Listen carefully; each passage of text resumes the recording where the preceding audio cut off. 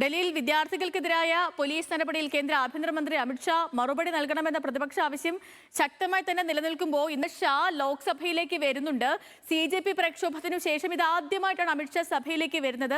2 ബില്ലുകൾ അമിത്ഷാ ലോക്സഭയിൽ അവതരിപ്പിക്കുകയും ചെയ്യും. സഭയിൽ സ്വീകരിക്കേണ്ട നിലപാട് ചർച്ച ചെയ്യാൻ ഇന്ത്യ മുന്നണിയുടെ യോഗം ഇന്നുണ്ട്. അമിത്ഷാ രാജിവെക്കണമെന്ന് രാഹുൽ ഗാന്ധി ആവശ്യപ്പെട്ടു. ശരത്ലാൽ വിവരങ്ങളുമായി നമുക്കിപ്പോൾ ഉണ്ട് ഡൽഹിയിൽ നിന്ന്.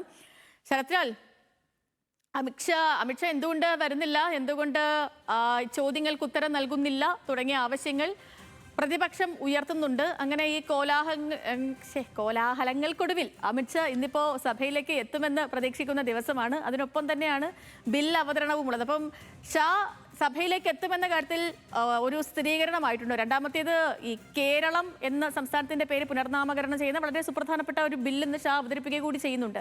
രാഹുൽ ഗാന്ധിയൊക്കെ അമിത്ഷായുടെ രാജി ആവശ്യപ്പെടുന്ന ഘട്ടത്തിൽ ഈ ബില്ല് അവതരണത്തെ പ്രതിപക്ഷം എങ്ങനെ ഏറ്റെടുക്കും എന്നുള്ളതും ആകാംക്ഷയല്ലേ? അപ്പോൾ ഇന്ത്യ മുന്നണി യോഗം നടക്കുന്നുണ്ട്, അതിന്റെ അപ്ഡേറ്റുകൾ കൂടി. Good morning Sreelakshmi. രാജ്യം അതുപോലെ രാഷ്ട്രീയക്കാരും ഒക്കെ തന്നെ മാധ്യമങ്ങളും ഒക്കെ ഉറ്റുനോക്കുന്ന ഒരു സാധനം ഇന്ന് ലോക്സഭയിൽ അമിത്ഷാ വരുമോ? അമിത്ഷാ വരികയാണെങ്കിൽ രാഹുൽ ഗാന്ധിയുടെ നിലപാട് എന്തായിരിക്കും? അല്ലെങ്കിൽ രാഹുൽ ഗാന്ധി രാജിവെക്കണമെന്ന് ഹിന്ദു ദിനപത്രത്തിൽ ഇന്ന് അമിത്ഷാക്കെതിരെ രൂക്ഷമായ രീതിയിൽ ഹിന്ദു ദിനപത്രത്തിൽ ഒരു ലേഖനം എഴുതിയിട്ടുണ്ട്. ഈ സാഹചര്യം വെച്ച് നോക്കുകയാണെങ്കിൽ കേരളത്തിൻ്റെ പേര് കേരളം എന്നാക്കി മാറ്റുന്ന ഈ ബില്ല് അവതരിപ്പിക്കാൻ ഇന്ന് ലോക്സഭയിൽ എത്തുന്ന അമിത്ഷായെ പ്രതിപക്ഷം എങ്ങനെ നേരിടും എന്നുള്ളതാണ് ഏറ്റവും പ്രധാനപ്പെട്ട കാര്യം. അതായത് പ്രതിപക്ഷത്തിൻ്റെ ഒരു പ്രതിഷേധം കണ്ടുകൊണ്ട് അല്ലെങ്കിൽ സഭയിൽ അവസാന നിമിഷം സഭയിൽ നിന്ന് അമിത്ഷാ മാറി നിൽക്കുമോ എന്നൊരു ചോദ്യവും കൂടി ഉയരുന്നുണ്ട്. ഏതായാലും ഉദ്വേദം എന്ന് തന്നെ പറയേണ്ടി വരും. അമിത്ഷാ ഇന്ന് സഭയിൽ വരുമ്പോൾ എങ്ങനെയായിരിക്കും പ്രതിപക്ഷം അതിനോട് പ്രതികരിക്കുക എന്നുള്ളതാണ് പ്രധാനമായും. പ്രതിപക്ഷത്തിന് മുമ്പിൽ 2 പ്രശ്നങ്ങളുണ്ട്. ഒന്ന്, പ്രതിപക്ഷം ഒരു നയം വ്യക്തമാക്കി കഴിഞ്ഞു. സഭയിൽ അമിത്ഷാ വന്നിട്ട് 20-ാം തീയതി നടന്ന മൃഗീയമായ പോലീസ് ലാത്തിചാർജിനെ കുറിച്ചുള്ള ചോദ്യങ്ങൾക്ക് ഉത്തരം പറയണം. പെല്ലറ്റ് ഗൺ ഉപയോഗിക്കാൻ ആര് ഉത്തരം നൽകി?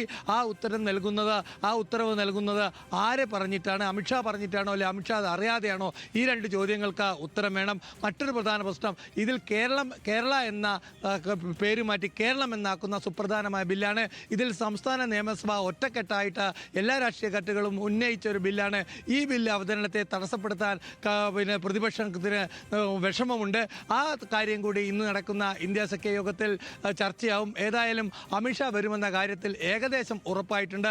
2 ബില്ലുകളാണ്, ഇന്ന് 4 ബില്ലാണ് അവതരിപ്പിക്കുന്നത്. ആ 2 ബില്ലുകളിലെ അവതരിപ്പിക്കുന്ന പേര് തന്നെ ലോക്സഭാ സ്പീക്കർ പുറത്തുവിട്ട ഇന്നത്തെ ലിസ്റ്റ് ഓഫ് ബിസിനസ്സിൽ അമിത്ഷായുടെ പേരിലാണ്. ഒന്ന്, പ്രധാനപ്പെട്ടത് കേരളം എന്നാക്കുന്ന പേര് മാറ്റുന്ന ബിൽ. രണ്ടാമത്തത് അമിത്ഷായുടെ കോപ്പറേറ്റീവ് വകുപ്പിലുള്ള അമെൻമെന്റ് ബിൽ. ഈ 2 ബില്ലുകളുടെ പേരും അവതരിപ്പിക്കുന്ന വ്യക്തിയുടെ പേര് നൽകിയിരിക്കുന്നത് അമിത്ഷായുടെ പേര് തന്നെയാണ്. മന്ത്രി എന്ന നിലക്ക് അമിത്ഷായാണ് ലോക്സഭയിൽ ഇത് ബില്ല് അവതരിപ്പിക്കേണ്ടത്. പ്രതിപക്ഷ പ്രതിഷേധം ഭയന്നുകൊണ്ട് അതിൽ നിന്ന് അദ്ദേഹം പിന്മാറില്ല എന്നാണ് BJP വൃത്തങ്ങൾ പറയുന്നത്. ഇന്ത്യ സഖ്യമാവട്ടെ എന്ത് തീരുമാനമെടുക്കണം അമിത്ഷാ സഭയിൽ വരുമ്പോൾ എന്നതിനെക്കുറിച്ച് ഇന്ന് 10 മണിക്ക് മല്ലികാർജ്ജുന ഖാർഗെയുടെ വസതിയിൽ യോഗം ചേർന്ന് തീരുമാനമെടുക്കും. ആ തീരുമാനത്തിന്റെ വെളിച്ചത്തിലായിരിക്കും സഭയിലേക്ക് എത്തുമോ, പ്രതിപക്ഷ ചോദ്യങ്ങൾക്കൊക്കെ മറുപടി നൽകുമോ? ഏറ്റവും പ്രധാനം, കേരളം എന്ന പേര്, സംസ്ഥാനത്തിന്റെ ഔദ്യോഗിക നാമം കേരളം എന്നാക്കുന്ന സുപ്രധാനമായ ബില്ല് അമിത്ഷായെ അവതരിപ്പിക്കാൻ പ്രതിപക്ഷം സമ്മതിക്കുമോ എന്ന കാര്യങ്ങളൊക്കെ നമുക്ക് കാത്തിരുന്നറിയാം.